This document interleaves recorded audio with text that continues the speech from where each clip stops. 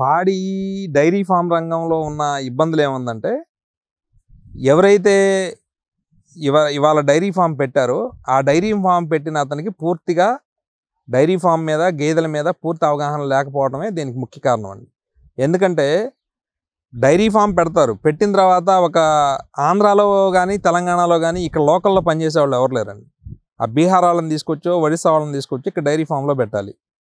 వాడికి లాంగ్వేజ్ వీళ్ళకి అర్థం కాదు, ఈ లాంగ్వేజ్ వాళ్ళకి అర్థం కాదు, ఏదో కొద్దిగా అర్థమైద్దండి.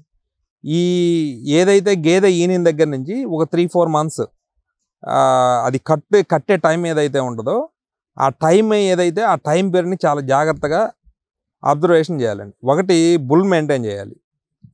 ఒక డైరీ ఫామ్ పెట్టాలి అనుకున్నప్పుడు ఒక 50 గేదెలు పెట్టినాడు ఒక బుల్ మెయింటైన్ చేయాలి. ఒక దున్నపోతును కనుక కొనుక్కొచ్చి పెడితే ఏది కట్టడానికి వచ్చింది అనేది అది ఐడెంటిఫై చేసిద్ది. కానీ ఇతనికి కొన్ని దాని సిమ్టమ్స్ని చూపిస్తే కొన్ని చూపించలేనాటికి ఏంది బుల్ టెస్ట్ చేసిద్ది, అది క్రాసింగ్ చేసిద్ది అనమాట. చేయటం ద్వారా అది ఉంటుంది. ఇంకోటి ఏంటంటే దూడల మీద శ్రద్ధ లేకపోవడం ఏంటంటే మనం నెక్స్ట్ తరాన్ని కావాలి అని ఎవరు కోరుకోవట్లేదండి. వాళ్ళ పెట్టుబడి పెట్టేవాళ్ళు ఎలాంటి ఆలోచనలతో ఉన్నారంటే గతంలో పెట్టుబడి పెడితే ఒక 10 ఏళ్ళు 15 ఏళ్ళు 20 ఏళ్ళు లైఫ్ స్పాన్ తోటి వ్యాపారం చేయాలి, ఆ వ్యాపారం ద్వారా మన కుటుంబం అభివృద్ధి చెందాలి, మనకు మంచి పేరు రావాలి, దాని మీద కొంతమందికి ఉపాధి జరగాలని కోరుకునేవాళ్ళు. ఇవాళ పరిస్థితి ఏంటంటే ఇవాళ 10 లక్షలు పెడితే సంవత్సరంలోపు ఆ 10 లక్షలు పీక్కొని వెళ్ళిపోయే పద్ధతి అయితే ఇవాళ డైరీ ఇండస్ట్రీలో కానీ లేదంటే డైరీ ఫామ్లో కానీ ఏ వ్యాపారం అయినా, ఒకవేళ డైరీ ఫామ్ కాకపోయినా ఏ వ్యాపారంలో అయినా సరే ఒక సంవత్సరంలో రిటర్న్ తీసేసుకోవాలి. 10 లక్షలకి ఇంట్రెస్ట్ వచ్చి ఖర్చులు వచ్చి 10 సంవత్సరాలు నడవాలి, అది లాంగ్ పీరియడ్ నడవాలనే ఆలోచనతో ఎవరు ఏమీ చేయట్లేదండి.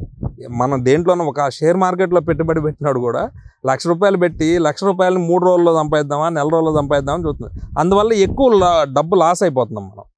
పూర్తిగా ఏంటంటే ఆ ధోరణి అనేది మన యువతలో పోయినప్పుడు ఇలాంటివన్నీ అరికట్టచ్చు. జనరల్గా ఏంటంటే అండి దూడల సంరక్షణ అనేది డైరీ ఫామ్కి చాలా మంచి ఆదాయ వనరు అండి. ఇవాళ ఎవరు దూడల్ని సంరక్షించే పరిస్థితిలో లేరు. దూడలకి ఏం లేదండి, పెద్దగా మనం చేయాల్సింది కూడా ఏమీ ఉండదు. దూడలు ఏదైతే ఉందో అది మనం పుట్టిన వెంటనే మనం ఎక్కువ పాలు తొలి రోజు మరుసటి రోజు పాలు ఎక్కువ పట్టించడం, కొంచెం దశల వారీగా పాలని పెంచుకుంటూ వెళ్ళటం, డీవార్మింగ్ చేసుకోవడం, డీవార్మింగ్ ఎప్పుడు ఆ నత్తల మందు పోసుకోవడం, వాటి వల్ల దూడల్లో ఆ మెడవీర్పు వ్యాధి ఇవన్నీ రాకుండా కొంచెం దూడలు ఉంటాయండి.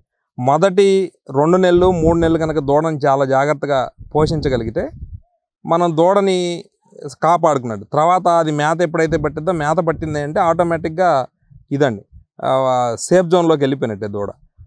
మనం మొదటి 2 నుంచి 3 సంవత్సరాల పాటు ఒక ఈతకు వచ్చే వరకు కనుక దూడను కాపాడగలిగితే డైరీ ఫామ్ అనేది లాభాల బాటలో పట్టినట్టేనండి.